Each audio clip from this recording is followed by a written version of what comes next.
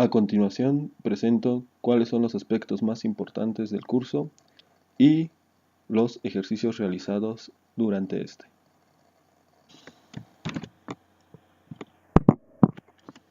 El costo de capital nos sirve para tener una mejor idea de cómo es la situación de la empresa, saber cuáles son las deudas que tiene y cuál será el flujo de los pagos que se deben realizar, dependiendo de qué tipo de fuente de financiamiento es a la que se especifica.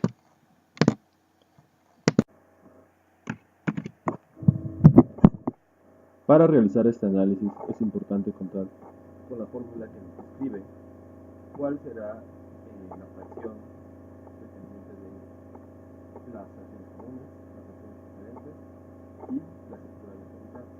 Esta última a la cual se una tasa es referenciada de la tasa. Esta ecuación puede ser simplificada si solamente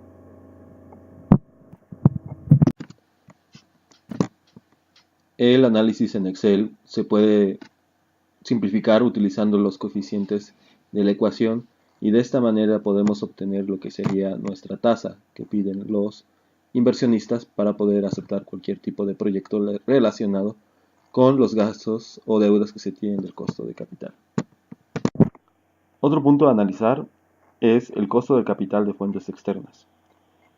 En este, uno de los más comunes es el costo que se infringe cuando un proveedor, el cual por pronto pago hace algún tipo de descuento y este no se utiliza, se incurre en un costo, es decir, este gasto extra que se está realizando.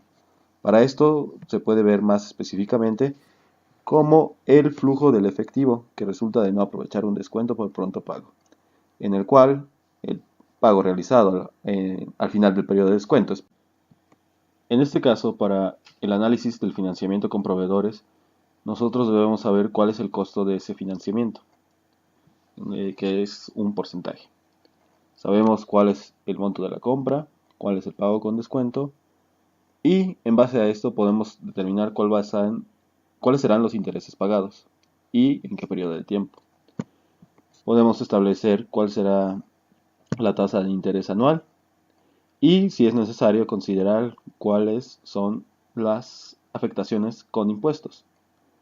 Y esto considera una tasa impositiva. Cuando nosotros realizamos este análisis en Excel, utilizando las fórmulas que ya vimos, la simplificación viene de que cuando nosotros queremos incluir un cambio, por ejemplo, en la tasa de interés, nosotros simplemente nos dirigimos a ese campo, la modificamos, sin tener que volver a realizar todos los cálculos que han sido solicitados. Esa es la principal simplificación que ocurre al utilizar esta herramienta. Una herramienta muy importante para nuestros análisis de proyectos es la medición del riesgo que existe en un proyecto. Aquí nosotros podemos establecer ciertos flujos de efectivo y la probabilidad de que estos ocurran.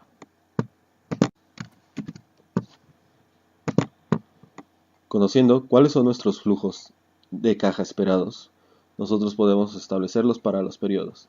Y al conocer esto podemos evaluar cuál sería la esperanza para el valor actual neto en base a una tasa de interés. Considerando cuáles son los flujos de caja esperados, nosotros podemos determinar cuál es la desviación para cada uno de los proyectos en periodos específicos. Cuando conocemos esos dos parámetros, nosotros podemos ahora utilizar el coeficiente de variación como una medición del riesgo que existe en el proyecto.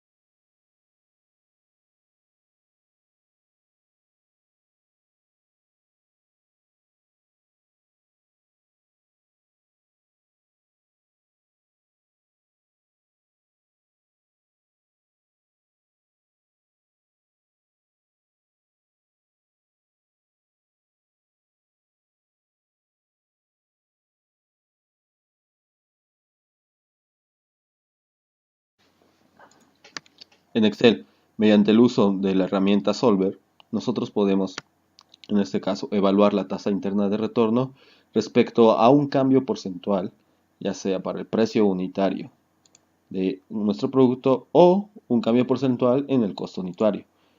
En base a estos resultados, nosotros podemos graficar y ver cuál es la sensibilidad de la tasa interna de retorno con respecto a la variación en estas.